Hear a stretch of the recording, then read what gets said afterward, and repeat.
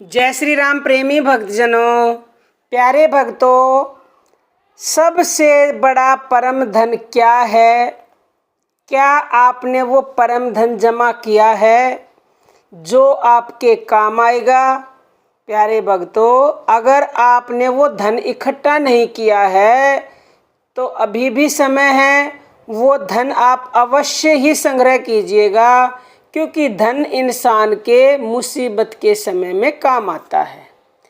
तो प्यारे भक्तों, हम कौन से धन की बात कर रहे हैं आप थोड़ा बहुत समझ गए होंगे अगर आप नाम जप करते हैं भगवान का। तो प्यारे भक्तों, हम जो ये रुपए वाला धन होता है ना, जेवर, सोना, चांदी, धन, दौलत, हम उसकी बात नहीं कर रहे।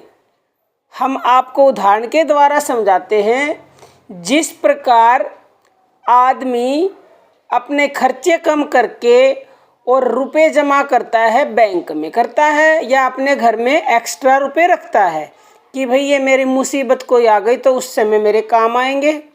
ऐसे ही आदमी सोना कुछ बनवाता है तो वो भी सोचता है कि कभी कुछ अगर मुसीबत आ गई तो ये सोना तो है, इससे मेरी मदद हो जाएगी। तो जब कोई मुसीबत आई तो इंसान उन पैसों का यूज़ करता है और फिर जितने उसने यूज़ कर लिए उतने वो कम हो जाएंगे। तो प्यारे भक्तों, ये धन तो कुछ भी नहीं है। ठीक है, ये आपका संसार चलाने के लिए ज़रूरी है। हम ये नहीं कहते इस धन का संग्रह मत करो, अवश्य धन का संग्रह करो, परंतु उसके पीछे पागल मत बनो, उसके पीछे इतना मत भागो कि आपका चैन, सुख, नींद सब गायब हो जाए। और इसके विपरीत जो एक ऐसा परम धन है, ये धन तो उस धन के आगे कुछ भी नहीं है। रुपए वाला धन, वो धन बिना कहे आपके काम आएगा। आपकी बड़ी से बड़ी मुसीबत में ना तो आपको बैंक में जाके निकलवाने की ज़रूरत पड़ेगी, ना आपको एटीएम की ज़रूरत पड़ेगी। आपने अगर उस धन को एकत्रित कर लिया तो जैसे ही मुसीबत आई और आपने भगवान से प्रार्थना की तो वो आपके काम आएगा। जैसे द्रौपदी भगवान को भजती थी, ऐसे भक्तों को बोलते हैं आर्त भक्त।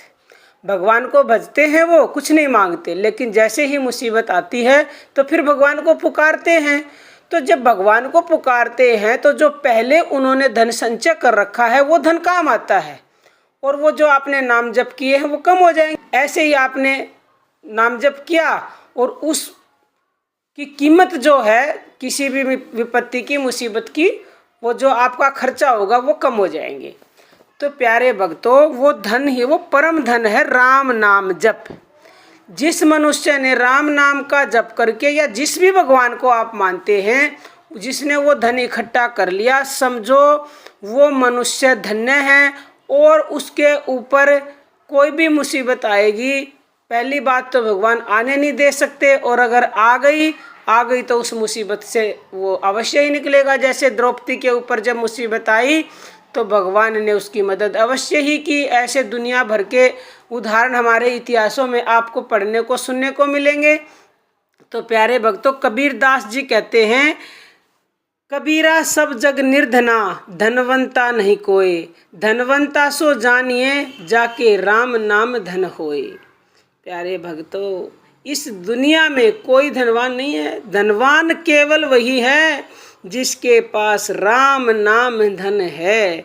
ये तो प्यारे भक्तों, इतने बड़े संत हुए हैं कबीरदास जी, उन्होंने लिखा है, तो इस बात के ऊपर आप यकीन अवश्य ही कर लीजिएगा। और अगर आपने ये धन एकत्रित नहीं किया है तो आज से, इसी पल से शुरू कर दे प्यारे भक्तों, और फिर ये ही धन आपके इस लोक में भी और परलोक में भी, यानी लौकिक और पारलौकिक दोनों ही लोकों में आपके काम आएगा। लेकिन जो रुपए धन दौलत कमाओगे वो यहीं रह जाएगा। कितना कमा लेना, किसी का बेटा कुछ नहीं गाने वाला, किसी की बेटी ना किसी की बहू। ये धन आपके काम आएगा जो असली धन है।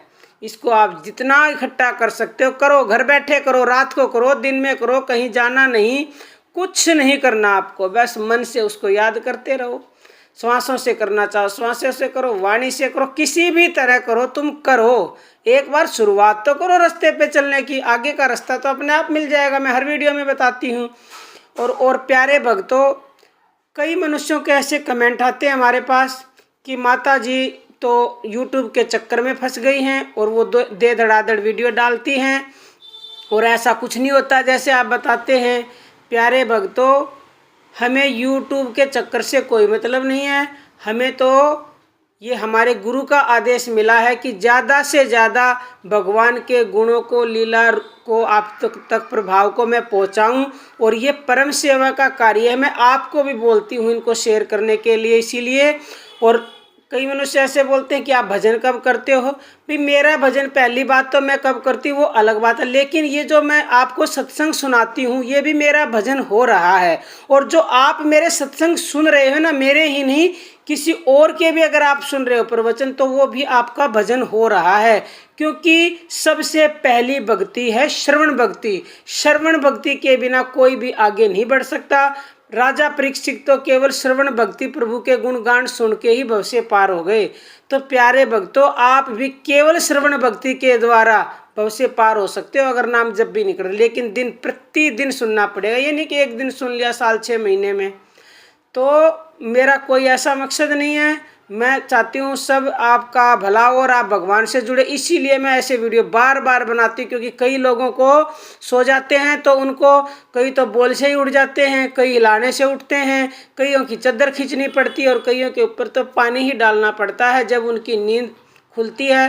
तो इसीलिए मैं भी आपको निंद्रा से जगाना चाहती हूँ। जागो जागो जागो और उठो और राम नाम धन एकत्रित करो और इस ब्रह्मांड के सबसे अमीर और सुखी आदमी बन जाओ। प्यारे भक्तों, आज के लिए इतना ही। जय श्री राम।